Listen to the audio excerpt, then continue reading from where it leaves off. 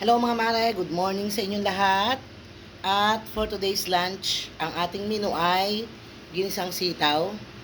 So, ang masarap na sahog sana dito ay baboy or isda. Kaso, nung nakaraan isda nang isinahog ko. So, karne naman ngayon. Pero dahil yung isa sa mga karpintero hindi kumakain ng baboy, kaya manok ang ating isasahog.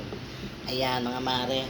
At doon sa talipapang pinagbilhan ko ay hindi maganda yung kamatis, kaya para lang magkaroon ng kulay yung ating ginisang sitaw ay lalagyan na lang natin ng carrots para lang buhay yung kulay niya.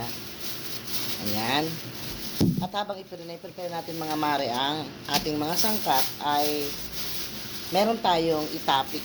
Ito ay tungkol sa branded tagging content. Ayan. Kasi nung isang araw ay nag-scroll ako sa aking dashboard at nakita ko doon na isa yun sa mga tools ko, yung branded tagging content. So, anong gagawin ko doon? Hindi ko alam kung ano yung branded tagging content na yon. So, ano nga ba itong branded tagging content mga mare? Para maunawaan ko kung anong gagawin ko doon, so nag-search ako sa Facebook about sa branded tagging content.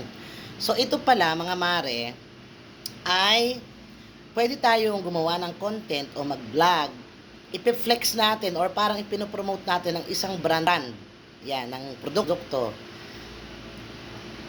Ipopost na natin ito, pwede nating i-tag yung brand na yon, yung page nila, yung page ng brand na yon.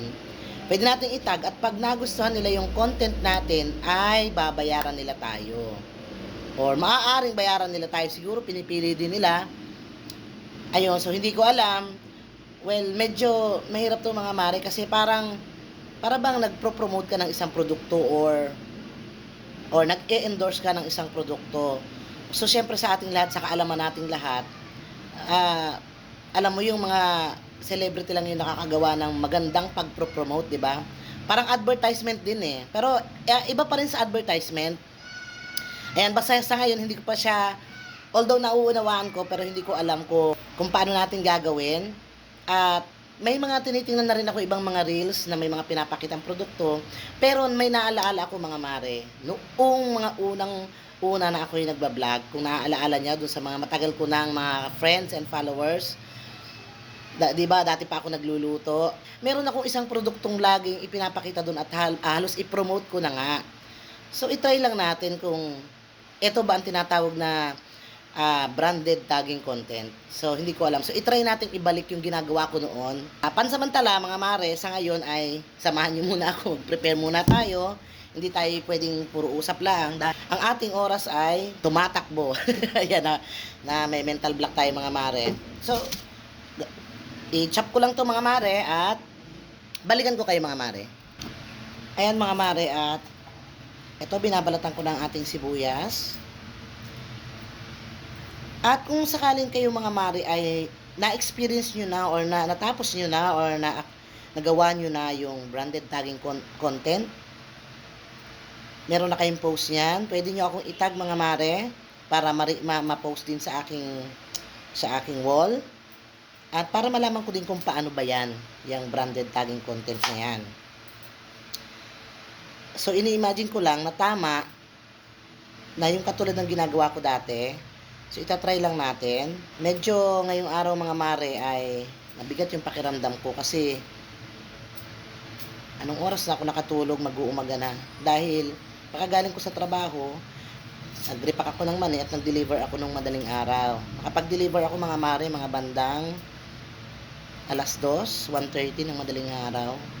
So, nakakatulog yata ako mga alas 3 na. Kaya pagising ko, sakit yung katawan ko, mabigat yung pakiramdam ko. Pero syempre, ganun pa man ay kailangan nating ituloy ang ating buhay, ang ating ginagawa sa araw-araw. Hindi tayo pwedeng huminto. Ayan mga mare, at katatapos ko lang i-prepare lahat ng ating mga sangkap at nahugasan ko na rin. So magsisimula na ako ngayong mag-isa mga mare, kaya nagsalang na ako ng ating malaking kawali. Ayan. At ang ating mga ingredients mga mare ay, ayan, may sitaw. Siyempre yung bawang at sibuyas, carrots para lang maging makulay ang ating gulay. At yung ating sahog na chicken and liver.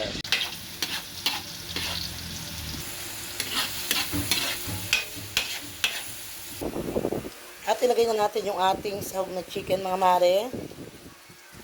Ayan. Ilagay na rin natin yung liver. At syempre hindi mawawala ang paminta sa kahit anong recipe. At lagyan din natin mga mare ng konting-konting asin lang. At ilagay na natin mga mare itong ating carrots.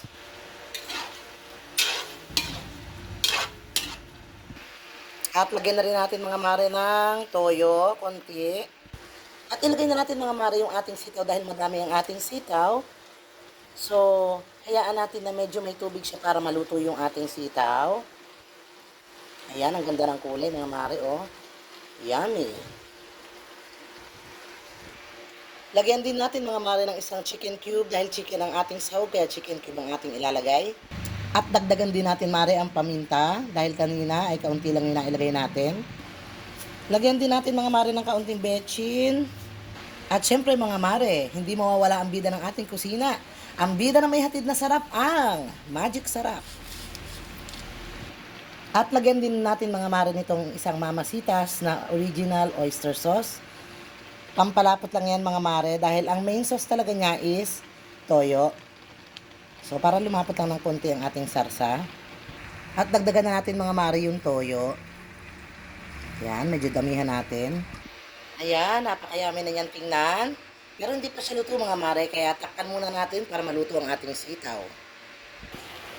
Ayan mga mare, at luto na ang ating sitaw. So, hanggang dito na lang ang aking video. Salamat sa inyong panonood and God bless you all mga mare. Bye!